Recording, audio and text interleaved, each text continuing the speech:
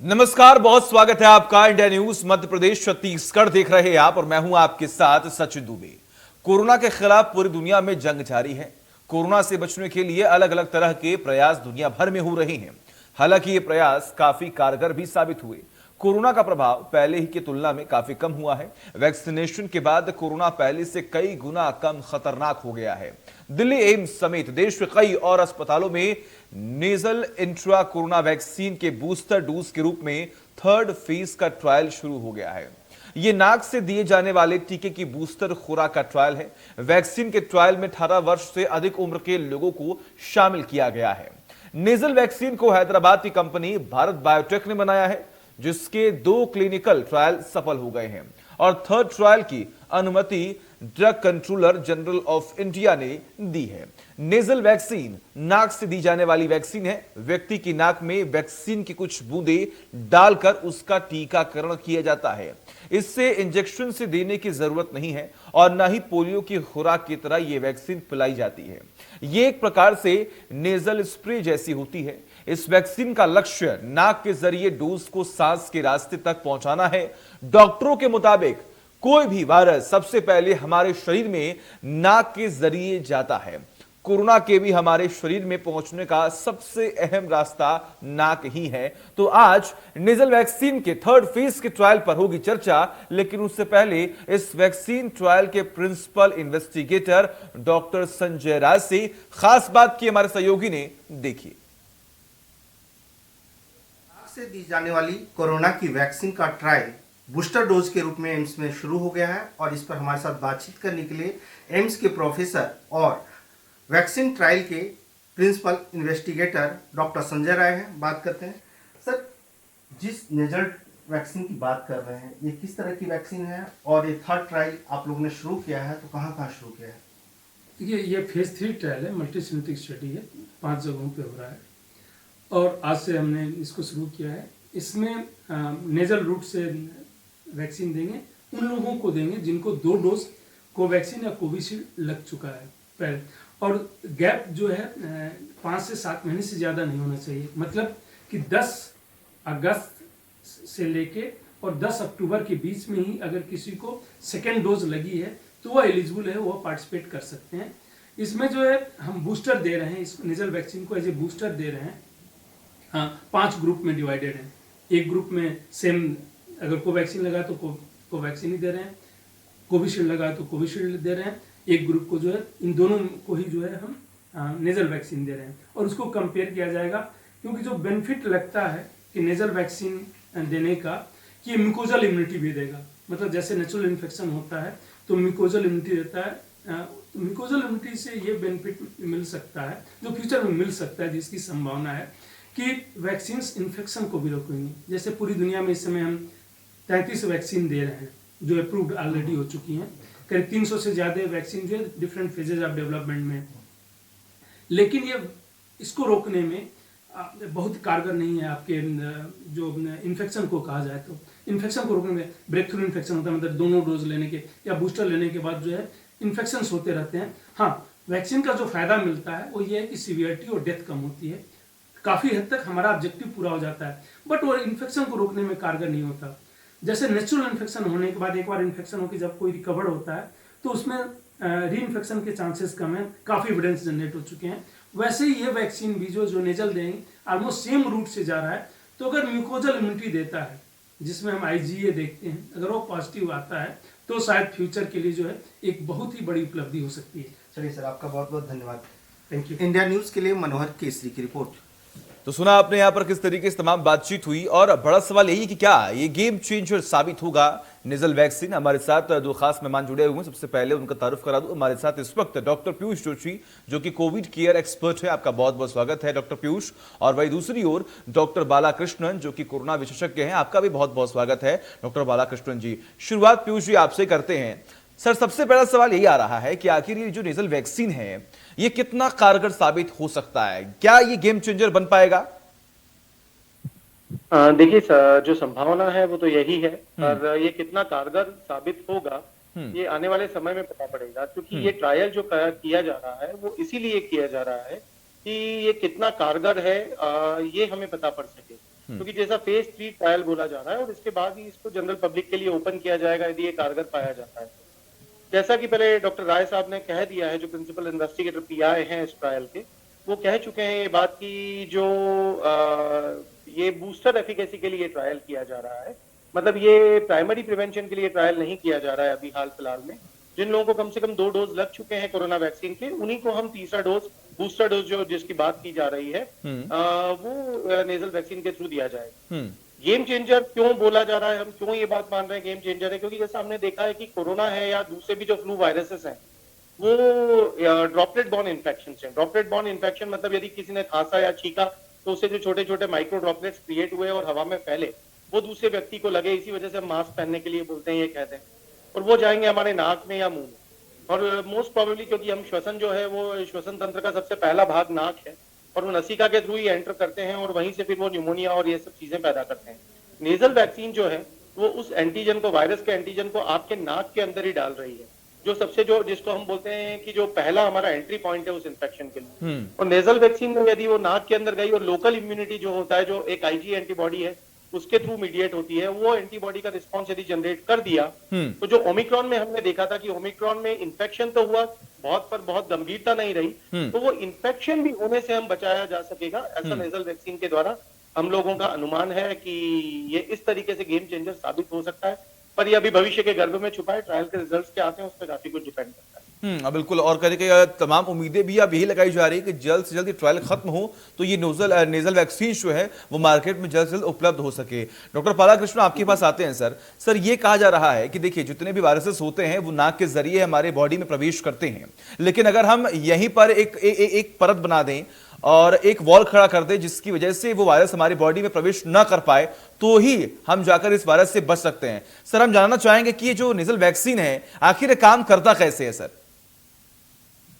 देखिए, इसमें जैसे कि सर ने भी बताया था कि नेजल वैक्सीनेशन से, नेजल स्प्रे के थ्रू, इसमें होता क्या है कि एक एडेनोवायरस इनएक्टिवेटेड फॉर्म में लिया जाता है, उसमें फिर जो कोविड के एक आरएनए डाला जाता है, फिर उसको स्प्रे के जरिए हमें दिया जाता है। तो नाक में एक जितने भी ब्लड सर्कुलेशन काफी अच्छा होता है, जितना भी हमारे इनहेरेंट इम्यूनिटी का एक जरिया बन जाता है नाक हो गया, साइनसेस हो गए, तो उसमें कभी भी कोई भी जर्म जाते हैं तो उसके अगेंस्ट में एंटीबॉडी रिएक्शंस होते हैं। वैसे ही अगर हमारा नेजल स्प्रे बन गया इसका और ये कारगर रहा, तो इसमें होगा क्या कि जैसे ही स्प्रे डालेंगे और उसके इस एंटीजन के अगेंस्ट में एंटीबॉडी बनने लगेंगे, और कभी भी भविष्य में कोविड के इन्फेक्शन हुआ तो वो नाक में ही पहला बैरियर साबित हो जाएगा। फिर वो दूसरे साथ साथ नाक के साथ साथ क्या करेगा, ये फेफड़ों में भी इन्फेक्शन होने को काफी सीवियरिटी बचा सकेगा अगर ये कारगर हो गया तो इस तरह से इम्यूनोग्लोबिन IgA IgG के माध्यम से ये हमें काफी मात्रा में इसमें संक्रमण को, सीवियरिटी को बचाया जा सकता है। इसके बाकी फायदे भी होंगे, जैसे कि कोई इंजेक्शन लगाने की जरूरत नहीं रहेगी, कोई किसी स्किल पर्सन की जरूरत नहीं रहेगी। स्प्रे है, साधारण प्रॉपर वे में स्प्रे ले लिया जाए तो एज ए बूस्टर डोज के फॉर्म में भी काम आएगा। बिल्कुल। और बूस्टर डोज के लिए ही अब लगातार सरकार काम भी कर रही है। लेकिन पीयूष सर, देखिए, ये भी बात सामने आ रही है कि अगर ये नेजल वैक्सीन का तीसरा ट्रायल जो है, जो तीसरे स्टेज का ट्रायल है, अगर वो कंप्लीट होता है तो बड़े मास लेवल पर बहुत जल्दी से ये बूस्टर डोज लग पाएगा। आपका आंकलन क्या कहता है? क्या अगर जब थर्ड स्टेज कंप्लीट कर पाएगा नेजल वैक्सीन, तो कितने जल्दी ही हम पूरे देश में या फिर विश्व भर में भी इस नेजल वैक्सीन को बेच सकते हैं या फिर लोगों तक पहुंचा सकते हैं? देखिए, जैसा कि भारत बायोटेक जो कि कभी कंपनी जो है जो इसको मैन्युफैक्चर करने वाली है नेजल वैक्सीन को, उनका एस्टिमेशन है कि यदि ये ट्रायल सक्सेसफुल होता है तो 2022 इस वर्ष में अभी हम वर्तमान में जी रहे हैं, उसके एंड तक 1 बिलियन डोजेस वो लोग बनाने का प्लान कर चुके हैं। तो 1 बिलियन डोजेस यदि वो बनाने का प्लान कर चुके हैं तो काफी अच्छी मतलब कैपेसिटी है, और मेरे ख्याल से अवेलेबिलिटी का इशू नहीं आएगा। जो अवेलेबिलिटी के इशू थे, जो टीचिंग प्रॉब्लम्स थे, वो शुरू के 4 महीने में 2021 में रहे, उसको शनै करके और धीरे धीरे करके सॉल्व कर लिया गया। तो मुझे लगता है कि अब की बार हम काफी बेटर प्रिपेयर्ड हैं, और this can prove to be the last nail in the coffin. इसका मतलब यह है कि ये जो पूरी जो परिस्थिति है, ये बिल्कुल आखिरी कील हो सकती है इसके ताबूत में कोरोना के, क्योंकि अभी तक हम देखेंगे कि भाई हम गंभीरता से तो बचा पा रहे हैं। जो वैक्सीन हमको पहले मिले, कोवैक्सीन, कोविशील्ड, इनसे बीमारी की गंभीरता तो कम हो रही है, पर इन्फेक्शन रेट कम नहीं हो रहा है। और इन्फेक्शन को यदि और हम देखते हैं कि वायरस म्यूटेट होकर आता है और फिर से हम ससेप्टेबल हो जाते हैं उस वायरस के लिए। तो नेजल वैक्सीन जैसे डॉक्टर साहब ने बताया, बालकृष्ण साहब ने, कि भाई यदि हम नेजल वैक्सीन को स्प्रे कर देंगे और वो वहीं पे प्राइमरी एंट्री पॉइंट पे यदि बैरियर बन जाता है, म्यूकोजल बैरियर, क्योंकि आपने बहुत अच्छा बोला कि एक दीवार बन जाए कि कोरोना वायरस आ नहीं सकता, तो वो बहुत अच्छी बात है। और यदि वैसा कुछ हो जाता है तो बहुत अच्छा है। लॉजिस्टिक्स का क्या इशू है ये तो समय के साथ पता पड़ेगा। सबसे पहला स्टेप है कि trial, third phase of trial में सक्सेसफुल होना चाहिए, फेवरेबल रिजल्ट्स आना चाहिए। यदि फेवरेबल रिजल्ट्स आते हैं तो भारत बायोटेक की मुझे लगता है तैयारी है, क्योंकि वो प्रेस रिलीज में बता चुके हैं कि वो 1 बिलियन डोजेस 2022 दिसंबर तक रिलीज करने के लिए देख रहे हैं। और जब गंभीरता से हम ऑलरेडी हमारी मेजोरिटी ऑफ पॉपुलेशन बची हुई है जो पहले वैक्सीन मिल चुके हैं, तो मेरे ख्याल से इतना पैनिक भी नहीं रहेगा, इतनी दौड़ भाग भी नहीं रहेगी टीका लगाने के लिए, बूस्टर के लिए, और थोड़ा सा लोगों को इस बीमारी के बारे में नहीं, बिल्कुल। और बहुत जल्दी ही सब तक ये जो बूस्टर डोज है वो पहुंच पाएगा और यही उम्मीद लगाई जा रही है। हालांकि जो लगातार ट्रायल किए जा रहे हैं सबकी नजर बनी हुई है और सरकार जो लगातार कोशिश कर रही है वो भी बिल्कुल काबिल तारीफ सराहनीय है। लेकिन अगर हम बात करें डॉक्टर बालाकृष्णन जी, तो सबसे बड़ी प्रॉब्लम, एक नेगेटिव पॉइंट ये सामने आ रही थी कि अगर आप इंजेक्शन ले रहे हैं या बूस्टर डोज ले रहे हैं या कोविशील्ड हो या स्पुतनिक हो, तो आपकी बॉडी पर वो रिएक्शन देखने को मिल रहे थे। आपको फीवर हो रहा था, आपकी बॉडी में वो पेन जो है वो आप महसूस कर पा रहे थे। तो क्या नेजल वैक्सीन से क्या वो सेम रिएक्शन आपकी बॉडी पर पड़ने वाला है या आम जनता इस रिएक्शन से बस अब बचने वाली है? देखिए, ये जितने भी रिएक्शंस होते हैं, जनरलाइज रिएक्शन लोग या local reaction, local reaction injection के साइड पे, अगर बूस्टर के साइड पे अगर लोकल रिएक्शंस हो रहे हैं तो वो इंजेक्शन की वजह से हो रहे हैं। अगर वो जनरलाइज हो रहे हैं तो यस, इसका नेजल स्प्रे पे भी हो सकता है, क्योंकि नेजल स्प्रे में भी अगर लोकलाइज की बात करें, हाँ हो सकता है नाक में खुजली हो या छींक थोड़ी दिन के लिए रहे, पर ये सबके लिए रहेगा कि नहीं रहेगा ये अभी भविष्य में ही पता चल पाएगा। लोकली अगर सिस्टमिक इन्वॉल्वमेंट या फिर जैसे कि रैशेस आ रहे हैं, खुजली हो रही है शरीर में, वो अगर इंजेक्शन से हो रहा है, बूस्टर के इंजेक्शन से हो रहा है, तो ये नेजल स्प्रे से भी हो सकता है। बिल्कुल। अब डॉक्टर पीयूष, एक बड़ी बात यहां पर सामने आ रही थी जब लगातार हम स्टडी कर रहे थे, तो इसमें सामने आया कि जितने भी 18 प्लस के लोग हैं, यानी कि जो जिस पर ट्रायल हो रहा है वो 18 प्लस से अधिक है, तो क्या हम ये मान सकते हैं कि जो 18 प्लस से 18 तक नहीं पहुंचे, जिनकी 18 एज नहीं है, उनसे कम है, तो क्या उन्हें नेजल वैक्सीन का इस्तेमाल नहीं करना चाहिए?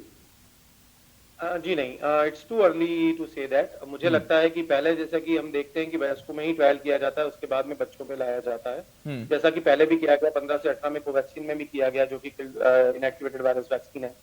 तो पहले यही है कि भाई पहले का जो इनका सैंपल साइज है और जो भी सैंपल स्टडी पॉपुलेशन है वो वयस्क रहे, और वयस्कों में यदि वो सेफ माना जाए तो फिर उसको हम बच्चों पे ले जाएं। दो कारण है, एक तो ये कि बच्चों का जो 15 से 18 साल के बच्चों का वैक्सीनेशन है वो अभी इसी साल से शुरू किया गया है ना, 2022 से। तो जब ये इसी साल से शुरू किया गया है तो सेकंड डोज भी अभी उनका अभी लगेगा, और उसके बाद जो बूस्टर डोज का 6 से 7 महीने का जो गैप है उसमें भी अभी समय है।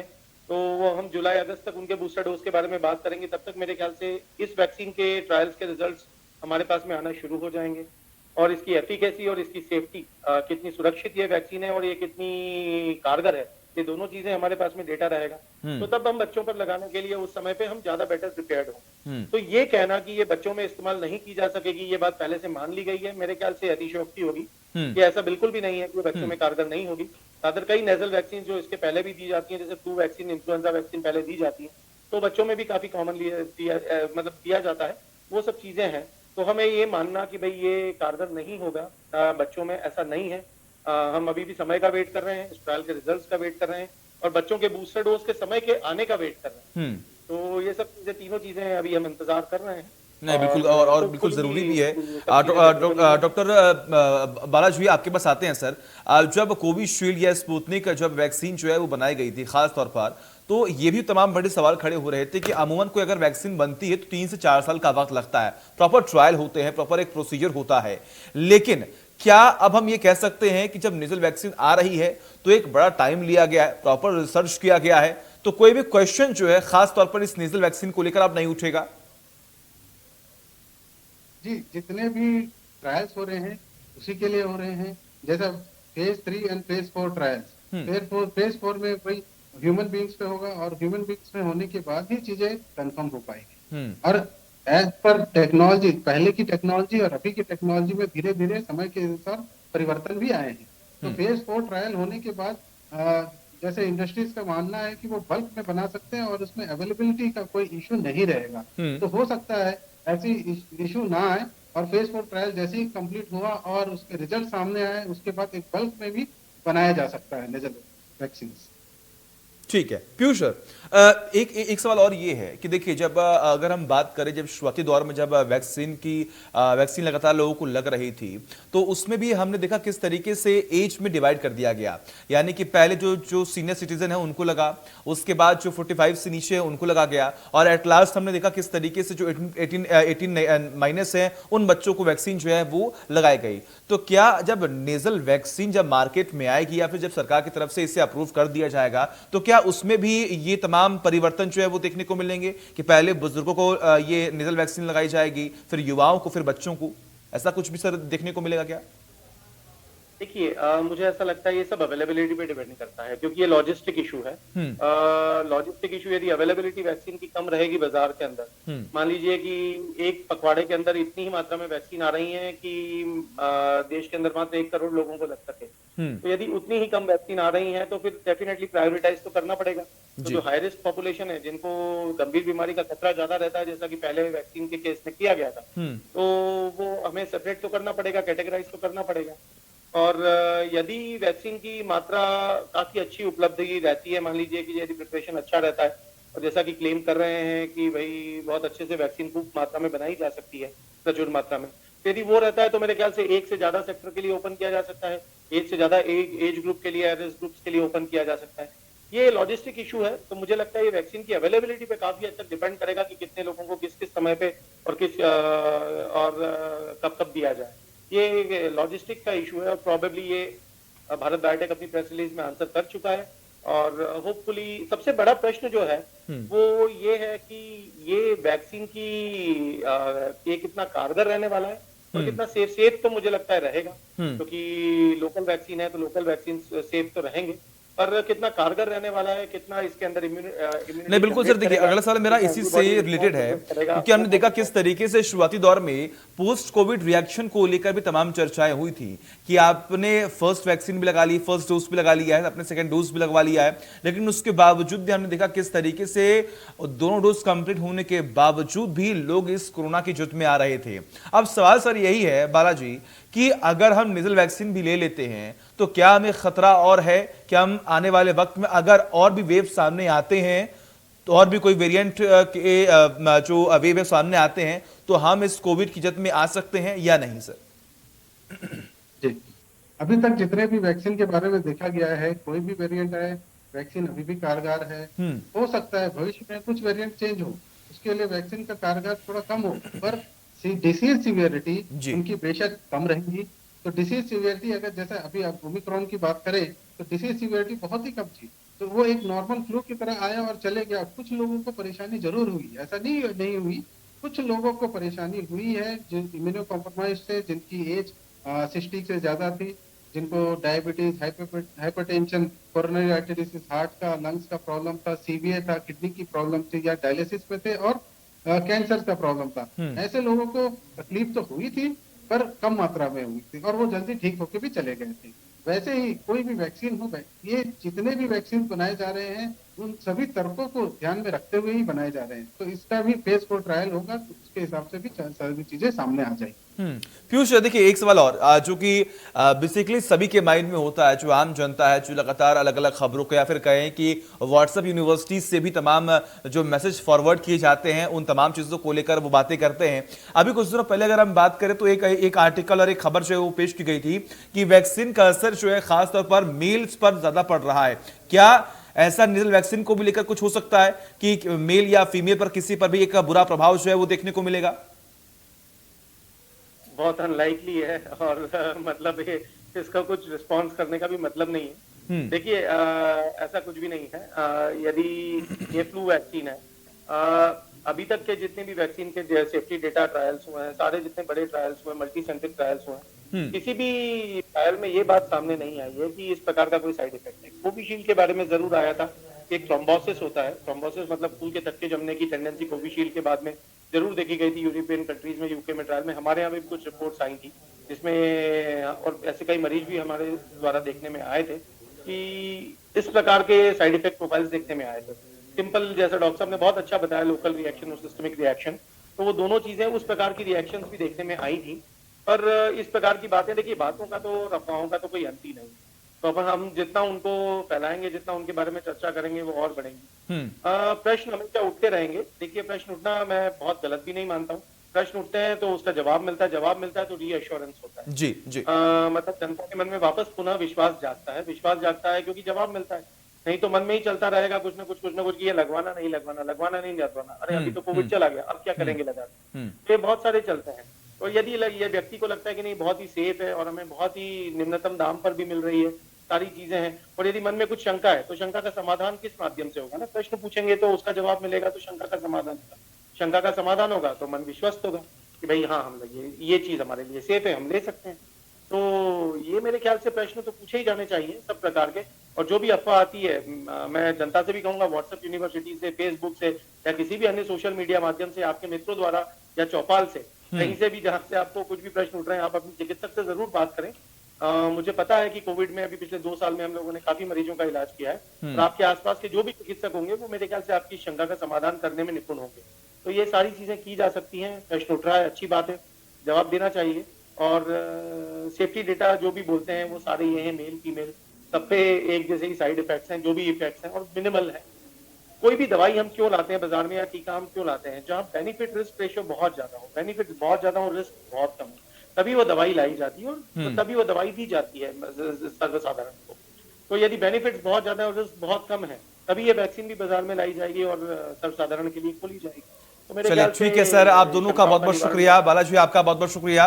पीयूष जी, आपका भी बहुत बहुत शुक्रिया अपना कीमती वक्त देने के लिए और ये बताने के लिए कि आखिर नेजल वैक्सीन है क्या और किस तरीके से आम जनता के लिए कितना कारगर हो सकता है। एक ब्रेक।